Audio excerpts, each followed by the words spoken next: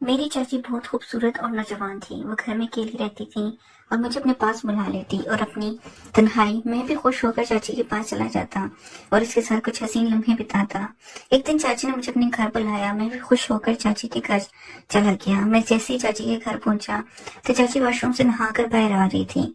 जैसे ही मैंने चाची को देखा तो मेरे होश ही उड़ गए। चाची ने मुझे अपना वो दिखाकर, मेरी चाची बहुत ज्यादा खूबसूरत थी। वो लगती ही नहीं थी कि वह शादीशुदा औरत है। इस वक्त मैं अपने चचा के घर रहने आया था क्योंकि मम्मी पापा दोनों भाई विदेश जा रहे थे। पहले जब चाचू जब पापा को मुबारकबाद देने आए थे, उन्होंने पापा से जाते हुए कहा कि राहिल को हमारे घर छोड़ जाए। पापा ने इन्हें काफी मना किया कि अब राहिल बड़ा हो गया और अपना ख्याल रख सकता है, लेकिन वो नहीं माने। इन्होंने पापा को राजी कर लिया और मेरी ख्वाहिश पूरी हो गई। मेरे पास हमारे पुराने घर की चाबी थी जो खाली पड़ा हुआ था, जिसे मैं अपने मकसद के लिए भरपूर इस्तेमाल करता था। चाची मोनिका की शादी मेरे चचा से 3 साल पहले हुई थी। मैं इस वक्त 3 साल का था, मगर इस वक्त चाची को देखकर मुझे बहुत अच्छा लगता था क्योंकि वो न सिर्फ खूबसूरत थी बल्कि धीमे लहजे वाली और भरपूर जिस्म की मालिक थी।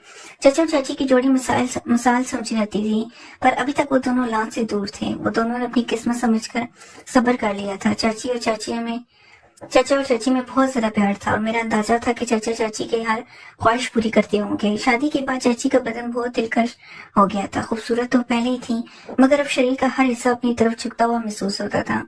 इस वक्त जब चाची घर की सफाई कर रही थी और मैं टीवी देख रहा था, तब चाची ने मुझसे पूछा, राहिल बेटा आज कॉलेज नहीं जाना क्या? तो मैंने दिल में चाची को बेटा बुलाने पर बुरा मनाते हुए कहा, नहीं चाची, सेमेस्टर खत्म हो गया ना, इसलिए 1.5 महीने की छुट्टियां हैं।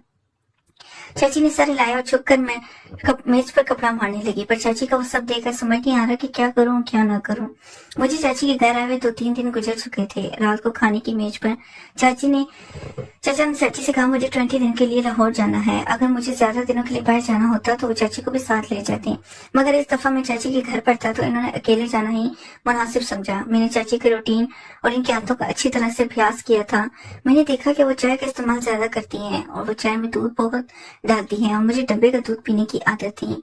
अगले दिन हम दोस्त आपस में मिलकर एक दूसरे के साथ मजाक कर रहे थे। मैं जो कुछ बकवास कर रहा था वो बहुत गलत था। मेरी बातें सुनकर चाची बहुत हैरान हो गई। फिर इन्होंने मुझे अपनी आवाज देकर कहा, अपनी मौजूदगी का एहसास दिलाने की कोशिश की, लेकिन म्यूजिक की वजह से मुझे कुछ सुनाई नहीं दे रहा था। मेरी बकवास बातें काफी देर तक सुनती रही और फिर उठकर अपने कमरे में चली गई।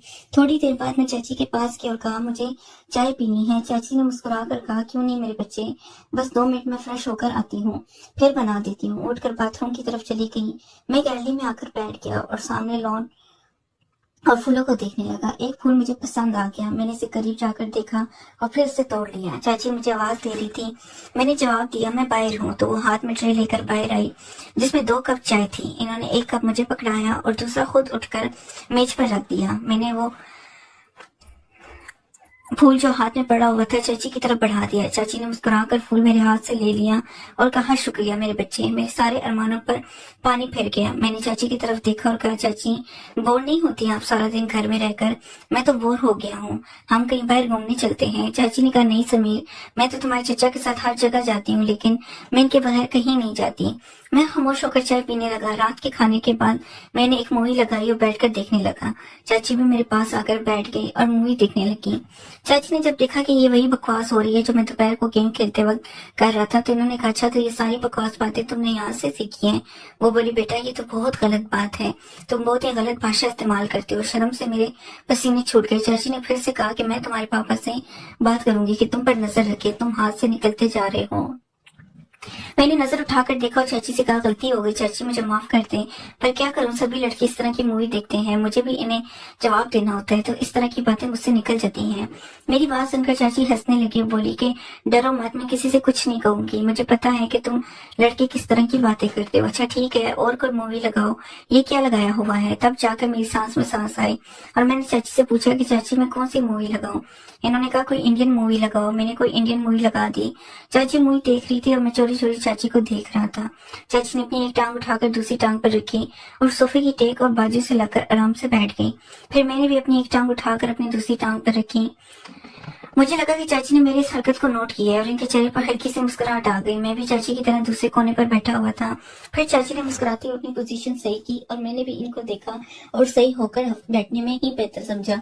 चाची हंसने लगी और बोली, राहेल तुम मेरी नकल उतार रहे हो। मैंने इनकी तरफ देखा कर सर हिलाया तो इन्होंने थोड़ा सा गुस्सा करते हुए कहा, तुम मुझे क्यों तंग कर रहे हो। मैंने मुस्कुरा कर कहा, आपको तंग करना मुझे अच्छा लगता है। बोली, क्यों। मैंने फौरन कहा, कितने दिन हो गए ना किसी की डांट खाई है ना किसी से जूते, ऊपर से आप बहुत बोर हैं।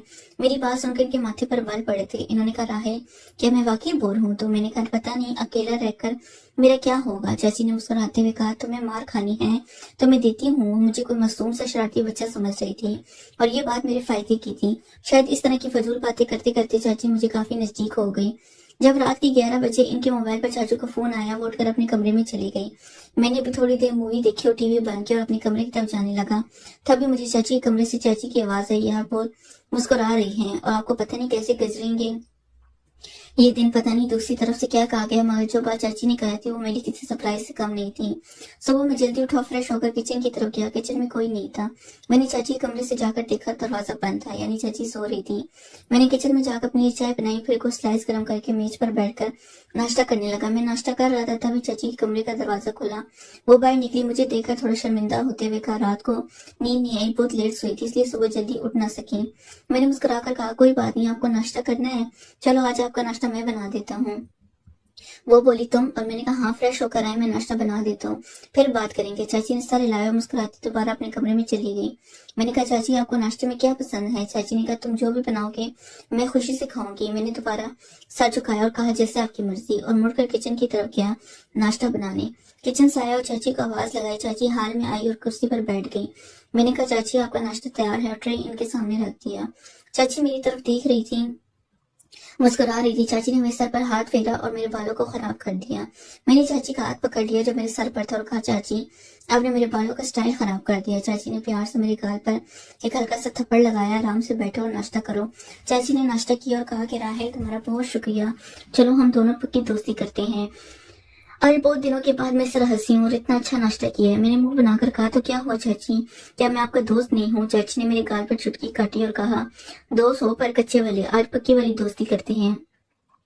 मैंने अपने गाल मल कर कहा, यार आंटियों की तो ये बहुत गंदी आदत होती है, गाल ही लाल कर देती है। चाची मुस्कुराने लगी और अपने दोनों हाथों को मेरे कानों की तरफ बढ़ाया तो मैं भागने लगा। चाची हंसते हुए मेरे पीछे भागने लगी और कहा, रुक तो मैं मार लगाती हूँ। मैं रुक के और अपनी कमर पर हाथ रखकर सांस लेते हुए चाची के पास गया। चाची ने एकदम मेरे दोनों कानों पर चुटकी काट ली और हंसने लगी। मैंने रोने वाली शक्ल बनाते हुए कहा, आपसे तो कोई प्यार की उम्मीद ही नहीं है, आप बहुत बेरहम हो। चाची ने हंसते हुए मुझे देखा और जहाँ मुझे चुटकी काटी वहां प्यार और कहा, सॉरी। चाची मुझसे अलग हुई और कहा, अच्छा मैं चेंज करके आती हूँ, फिर मार्केट से कुछ सामान लेकर आना है, वो ले आते हैं। मैंने कहा, ठीक है मैं भी चेंज कर लेता हूँ, शायद कोई लड़की मेरी जाल में फंस जाए और मुझे भी जाए। चाची ने मुस्कुराते हुए एक थप्पड़ मेरी कमर पर लगाया और कहा, राहिल थोड़ी सी तो शर्म करो। मैंने हैरानी से कहा, किस चीज से। चाची ने कहा, अपनी इस तूफानी हरकतों से। मैंने कहा, यार जिंदगी में थोड़ा सा मजा भी होना चाहिए, वरना तो सारी उम्र आप मुझे किसी काम का नहीं छोड़ेंगी। चाची को पहले तो मेरी बात समझ नहीं आई, मगर जब इनको समझ आया तो इन्होंने अपने पाँव से जूते उतारी और कहने लगी, थोड़ी सी तो शर्म करो राहिल। मैं हंसकर अपने कमरे में चला गया। थोड़ी देर बाद मैं कमरे से बाहर आया और सोफे पर बैठकर वीडियो देखने लगा।